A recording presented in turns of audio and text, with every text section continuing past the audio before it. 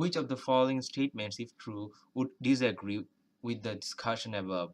According to the passage, it is crystal clear that it is natural hair, not the wigs, which is sacred and so gives a sense of purity. So choice A is the correct answer according to the question.